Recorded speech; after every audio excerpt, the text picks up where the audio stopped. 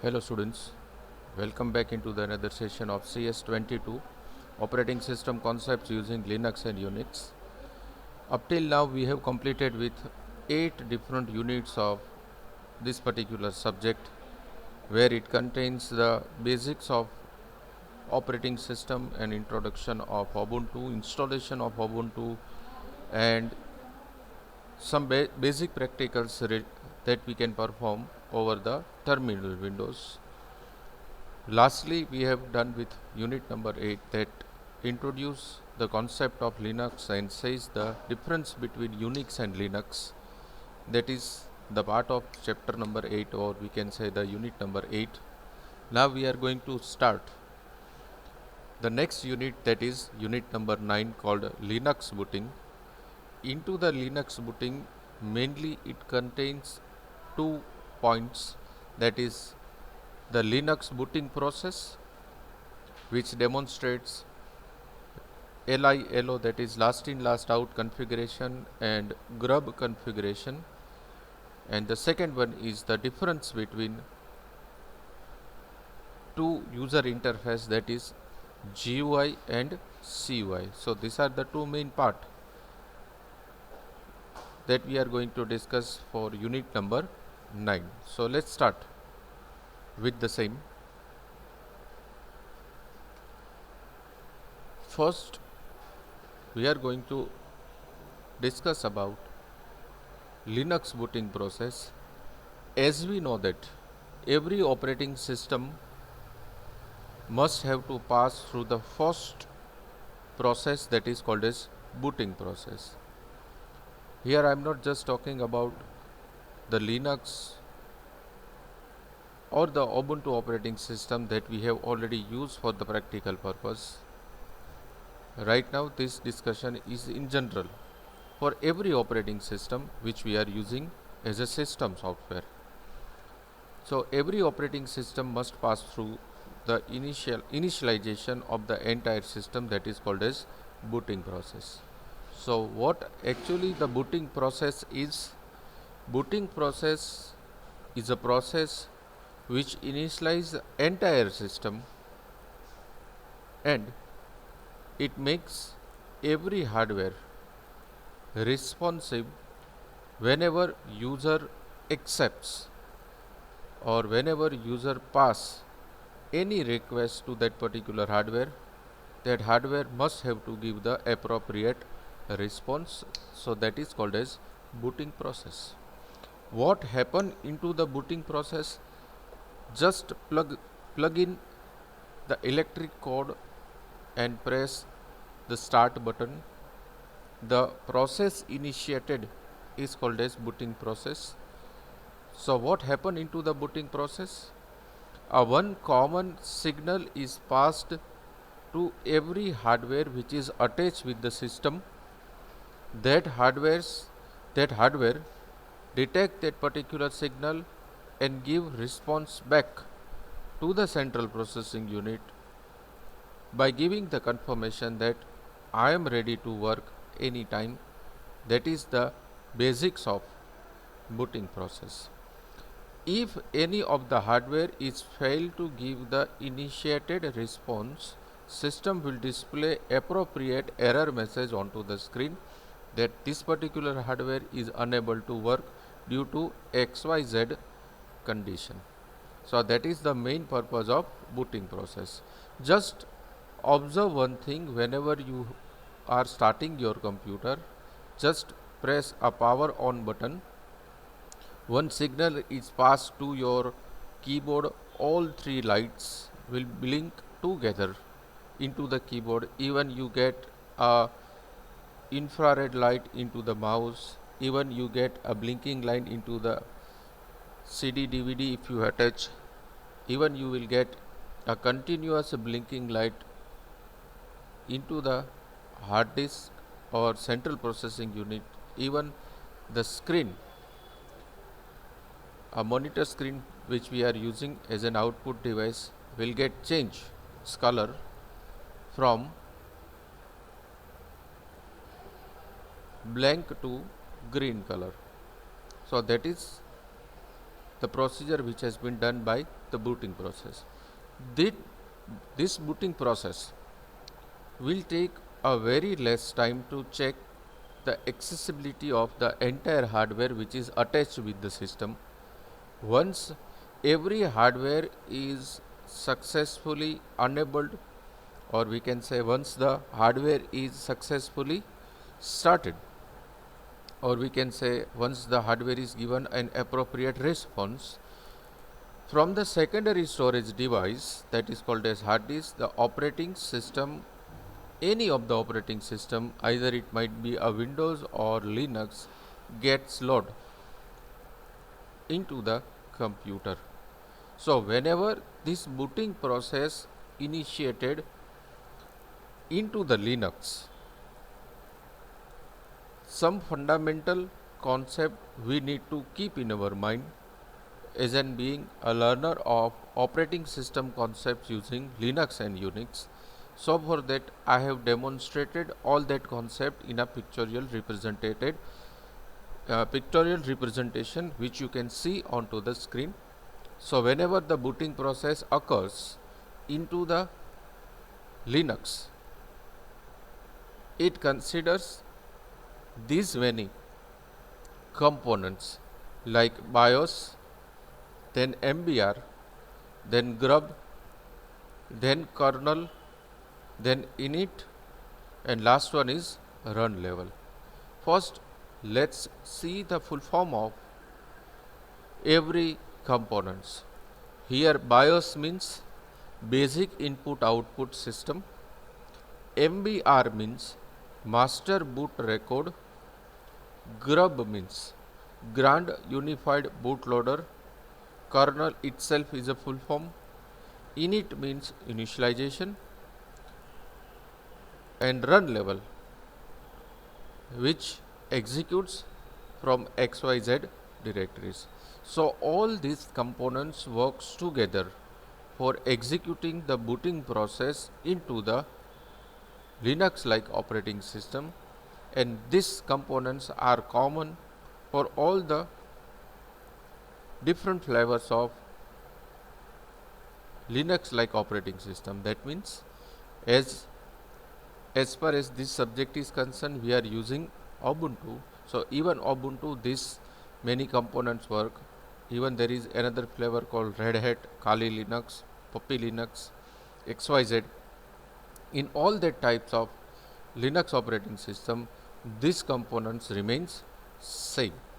So one by one, it's time to clear every component. So let's discuss about BIOS first. Again, I would like to repeat the full form of BIOS, that is basic input output system. This BIOS system will check the integrity of other system resources. Computer, as we know that computer is made up of several input and output devices. Various input and output devices are attached with the system like keyboard, mouse, monitor, optional printer, CD, DVD, etc. etc. Many input output devices are attached with the system. So this BIOS will check the integrity of all the device with a computer, with a central processing unit or a central device. This integrity need to be checked because all that hardware should support the central processing unit for executing and responding to the user's request. So that is the main purpose of basic input output system. Now this basic input output system not only checks the integrity of all the hardwares, but it also search, load and executes bootloader program. If I am not forgetting, then booting process is initiated from the fixed memory of the system, that is called as read only memory. So whenever the computer system is made by the manufacturer. One small program is installed into the system's read-only memory, which executes every time whenever you shut down and starts your machine for the general purpose. So, booting process initiated from the read-only memory. Next is, it took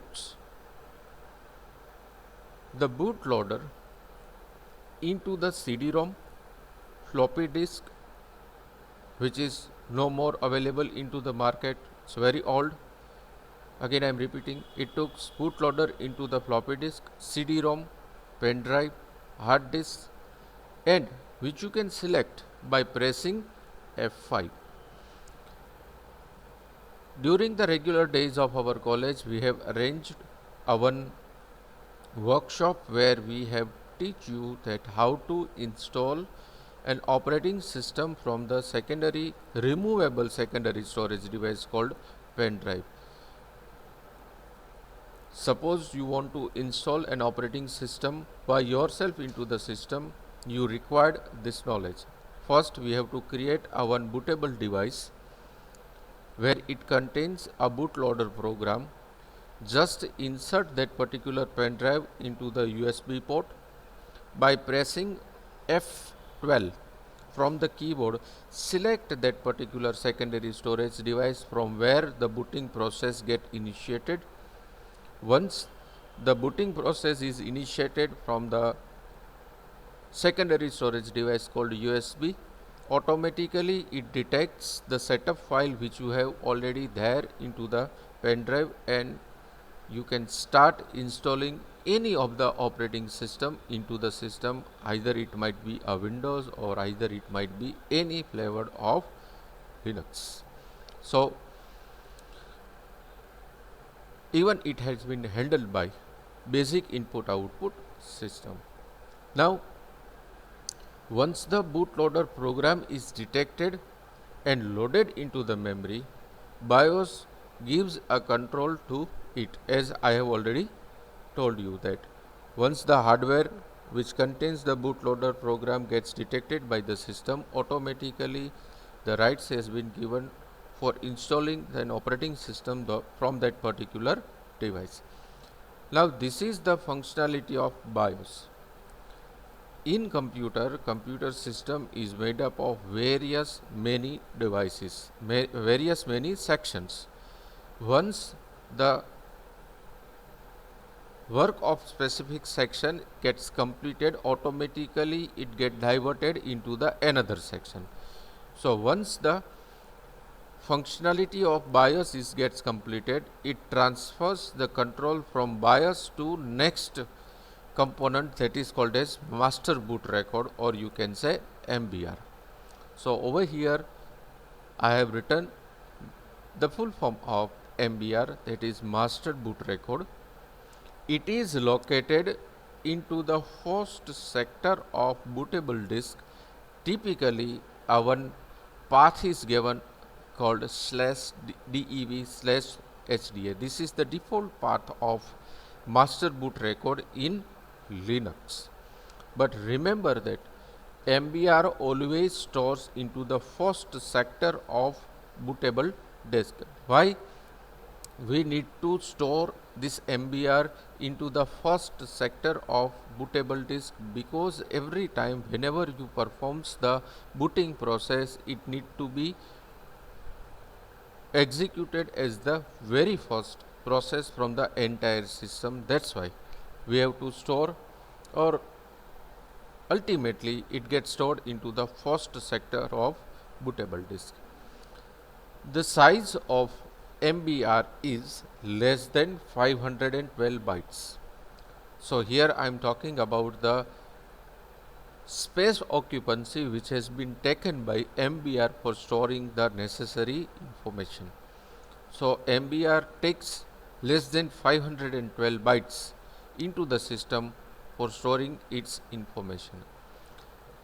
Internally, MBR is divided into the three different parts. or three different components, where the first component of MBR is primary bootloader, second is the partition table, and third is validation for checking the MBR.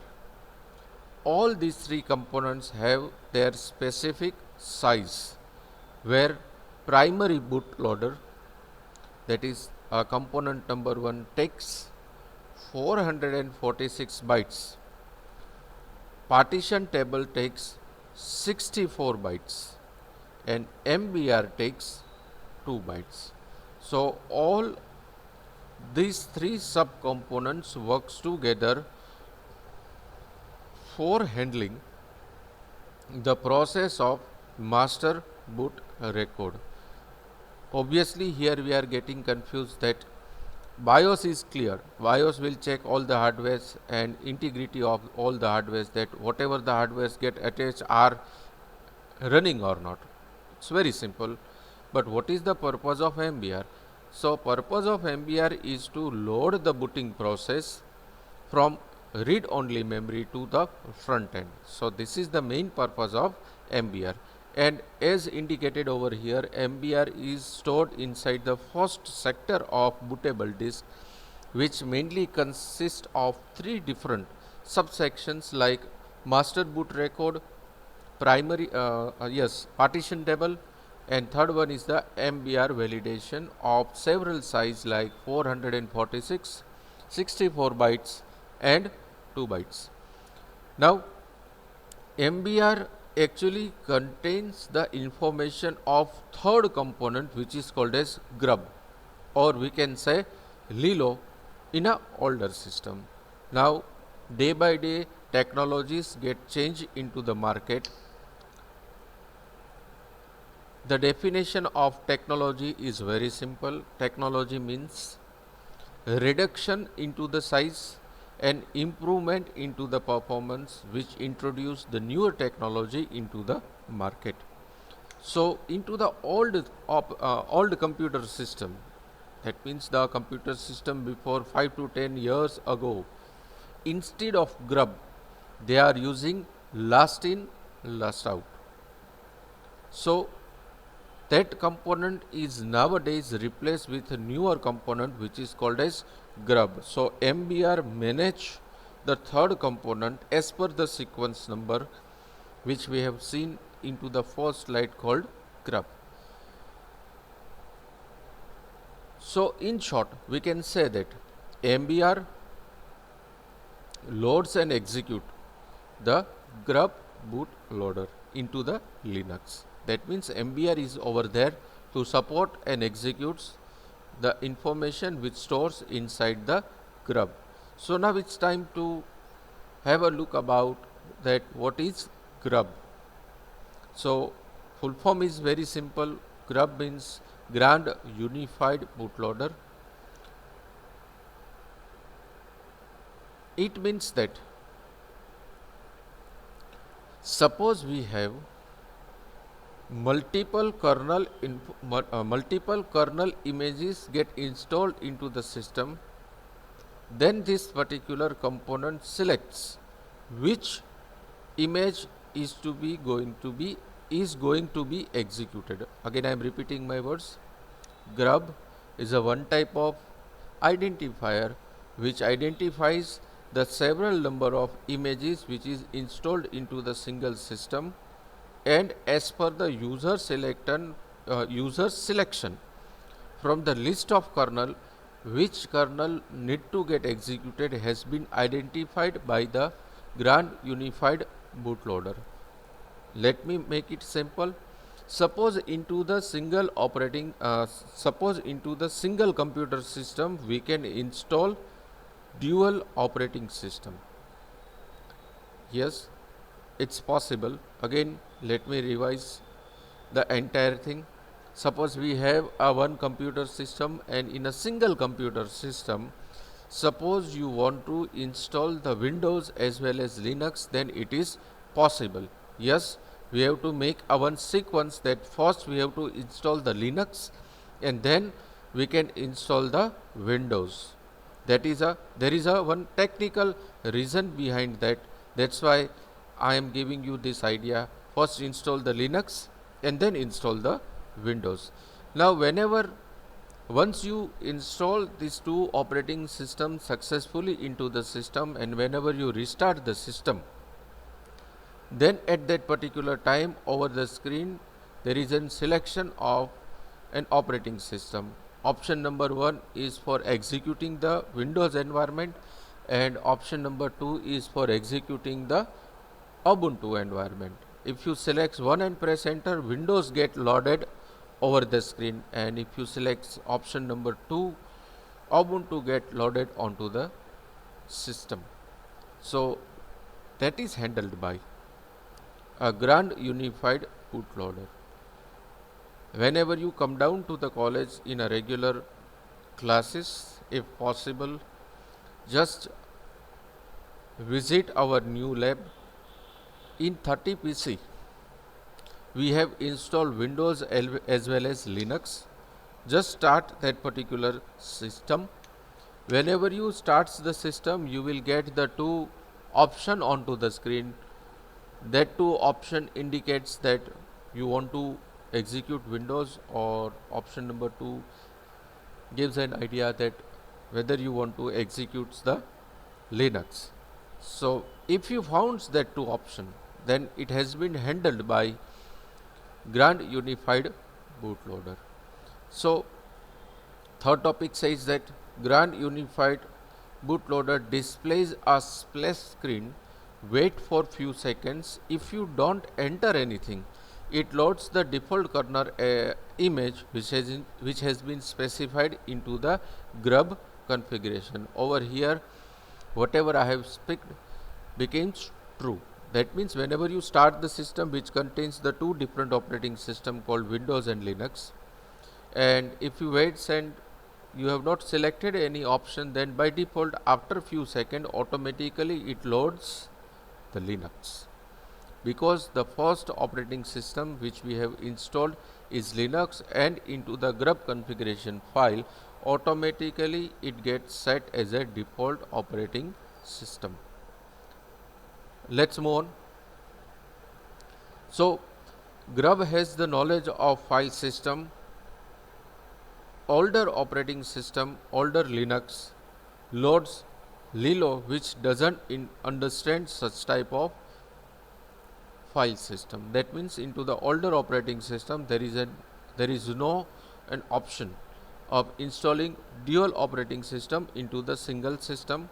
At time you can only install the single operating system in a computer, but nowadays into the latest computer system, as Lilo is replaced by grub, you can install dual operating system into the single computer itself. So what will be the location of grub? Suppose I want to see the grub configuration, then what will be the location? So the grub configuration file is stored inside the /boot/grub/grub.configuration files. Once the Linux operating system gets successfully installed into the system, browse through this particular directory, you will find grub.configuration, or directly you can search grub.configuration file into the system, and you can observe all these things is there into the particular file.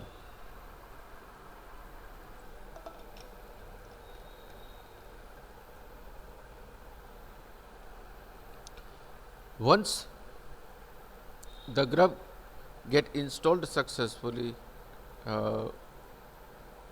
before starting the discussion of kernel, here I would like to say one more thing. All these components, that is starting from BIOS, then MBR, then grub, takes a fraction of time to get their processes to be done. Very less time is going to be taken by BIOS process, MBR process, and a grub process. By default, grub takes 30 seconds, or we can say by default grub gives a 30 seconds to the user for selecting a specific operating system. Let's move on. Next one is kernel. In a previous unit, we have discussed about the kernel in detail. Actually, kernel is a one type of special component available into the Linux-like operating system, which provides the communication bridge between the hardware and the several application softwares with the user interface. That means kernel is a intermediator component in between the user application and the hardware. That means it sends and receives every information from user as well as it receives the response from the particular hardware and sends to the user. That thing is mentioned over here. Kernel mounts the root file system as specified into the root directory in configuration grub configuration file. Kernel get executed from the directory called sbin/init program. Since it was the first program to be executed by the Linux kernel, the process ID of this component is 1. And this particular kernel get initiated from the random access memory, and it is identified as a init-rd. So init-rd is used by the kernel as a temporary root of the file until the kernel is booted and real root system is mounted. So kernel performs a very important task into the computer system for loading the operating system from secondary storage device to the front. It also contains necessary drivers, compiled file, and it helps access the hard drive partition and other hardwares. So kernel performs a very important task for loading the operating system from secondary storage device to the front.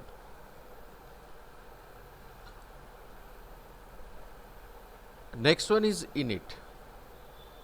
Init is actually a one type of table which contains a several set of information, where for a several set of information it contains a one digit.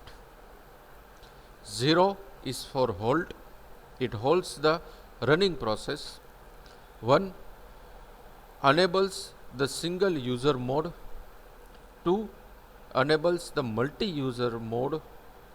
3 executes full multi-user mode, where every user can perform read, write and append and all the operation. That is option number 3. Option number 4 is for accessing the unused file. 5 is for X11. In unit number 1 we will discuss about X11 more in detail. And 6 is for rebooting the system. So all this sequence is maintained by init level. So whenever user selects a particular sequence, according to that it passes the digit into the central processing unit. Central processing unit identifies that particular digit, and as per that digit it executes the process ID, and that process ID will be there onto the screen. Next is run level program. These are the default program which get executed at the time of system's execution. Say for example, over the we can see the default running programs into the Windows operating system as I am using right now. You can see that whenever you start the taskbar, here I cannot start the taskbar because my recording gets stopped, sorry. So whenever you open the taskbar and just look at to the number of processes which is parallelly working at the time of executing the booting process, that is also possible into the Linux by using the last component of booting process that is called as run level programming. In run level programming, automatically taskbar sets the number of processes which is going to be parallelly executes whenever you start the operating system. Yes, over here you can see that these are the processes which gets automatically get started whenever I have started my computer system. That means I can see the date and time. There is an option of speaker, there is an option of network, there is an option of my default antivirus system which I have installed, so on, so on, so on. All these things are called as run level programs which executes during the normal booting process which has been handled by the system. In next lecture, we will see the older type of configuration which is used into the computer system, which nowadays replaced by the grub configuration, that is Lilo configuration. That means we will discuss two sub topic about Linux booting process, that is Lilo and grub configuration, in our next lecture. Thank you very much students for listening me, and have a nice day.